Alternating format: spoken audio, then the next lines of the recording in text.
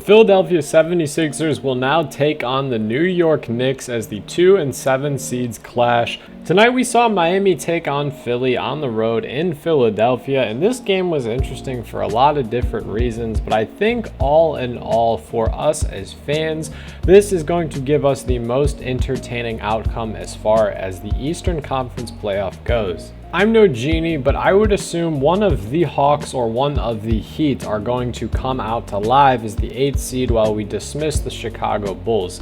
In the events that this actually occur, the Hawks and Heat possess the best chance at upsetting the Boston Celtics in the first round, as both the Hawks and the Heat seemingly have the Boston Celtics numbers. It's a very, very weird dynamic, and I'm not saying that the Miami Heat or the Hawks will for sure, certainly they're gonna upset the Celtics. Guys, I'm not saying that entirely, but I'm saying from a fan's view, Philadelphia could not beat the Boston Celtics in the first round, and neither could the Chicago Bulls. In my humble opinion, I think the Miami Heat and the New York Knicks have the best chance to upset the Boston Celtics, so it's awesome that we're not going to see the Knicks and the Heat bow out in the first round. But tonight isn't about any of that, guys. Tonight's a recap in regards to the Heat and Sixers, and then at the end, obviously, we're going to talk a little bit about what I think the Philadelphia versus the Knicks first round matchup is going to look like. First and foremost, the man we got to give the most love to in this one, in my opinion, is Nick Batum. Off the bench tonight, he hit 5 threes in the fourth quarter. He finished with 20 points, and he was chasing around Jimmy until Jimmy got injured, obviously, and started limping around. And then he was given the Tyler Herro assignment. Something you can just tell about Nicolas Batum's game is he is so disciplined. He didn't pick up his first foul in this one until 58 seconds remained in the fourth quarter. And that foul was him trying to fight over a screen to stay attached to Tyler Herro, which if you guys remember, if you watched the game at least, it was 98 to 96, I want to say, on that possession, or it was possibly a tie game. But the thing is that possession that he got called on the foul where he went over the screen. The very next possession, Tyler Herro was called for a backcourt violation. Then Kelly Oubre hit an and one. There's winning plays in basketball, and Nick Batum is full of them. It was good to see JoJo back on the court tonight. Very inefficient as he went 6 for 17 from downtown, but he did have 15 rebounds and dish out 5 assists, and he shot 90% from the free throw line on 10 attempts. I'm never going to be entirely a big fan of Joel Embiid's play. It seems like he does a really great job of manipulating the whistle, and this yields for successful results. Don't get me wrong, it's just not my cup of tea.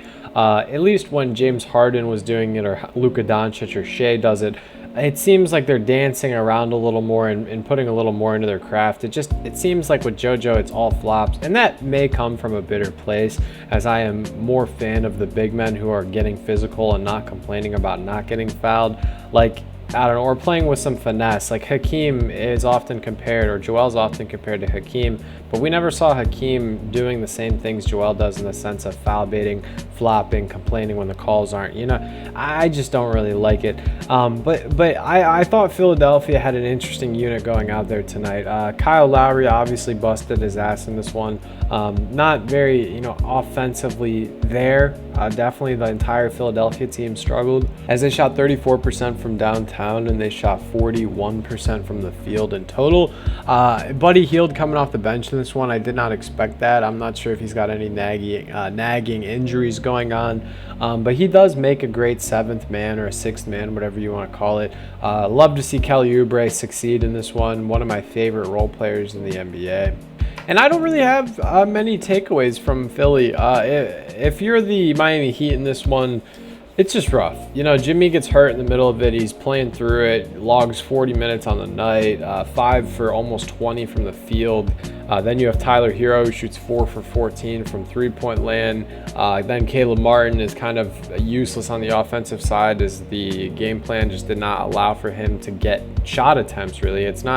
He wasn't not making. He shot 66% tonight, but he shot 3 shots. It was very hard for him to get anything going. I thought it was interesting they put as much possessions in Jaime Jaquez Jr.'s hand as they did. Obviously, that's Heat culture where you're supposed to come ready and be ready. I think he did a good job of that. He had a couple costly turnovers in that fourth quarter, though, that I know that they wish they could have back. Tyler Herro tonight, he was kind of the X factor, but he was also the Achilles heel.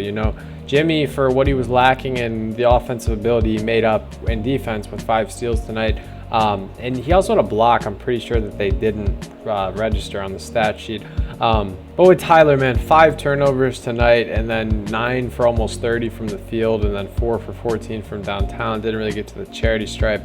It just seemed like the Miami Heat got a little bit outclassed in this one due to a lack of, I'm not sure. Tyler Herro's coming back from that injury, missed a sizable amount of time. Jimmy gets hurt in this one. They try going with Nikola Jovic in the starting lineup. He gets played off the court pretty quickly. Just very, outperformed in this one, and that's okay. I think, like I said, the Miami Heat will get it back against either one of the Hawks or the, Bulls. As for the series going forward, though, with the Sixers and the Knicks, I'm going to go ahead and I'm going to choose the Knicks in 6 games. I would think it would be quicker than 6 games, but I do think JoJo is going to explode one game, and then I think Tyrese is going to max him. Well, no pun intended. Tyrese is going to max him in one game. But I don't know. I really do think when it comes to the Philadelphia versus the Knicks series, I do think that Philadelphia doesn't have as much unique, guard/forward play as the Knicks, because the Knicks are so disposable with their guards and their forwards. I mean, they can come out and have Dante and Josh and OG out there, and then if things aren't working, they can opt to get Bojan in, or they can opt to put Shake Milton in. Obviously, Miles McBride has been getting more minutes, and the reunion of having Alec Burks back. Like, it just seems like the Knicks in this one, they have the more of the chip on their shoulder. I haven't even begun to mention Jalen Brunson's MVP candidacy. I think it's going to be a little hard for them to defend JoJo outside of the restricted area, but I think when it comes to the paint, they will do a decent job of slowing him down for the most part. I think Mitchell Robinson is as good as anyone that's, at least on a height level to go ahead and match up with JoJo. But again, I got the Knicks winning this one in 6 games. What do you guys think? What do you make of this video? If you made it this far, I appreciate your support as always. Hope you have a great rest of your day. Stay happy, healthy, and blessed. Peace.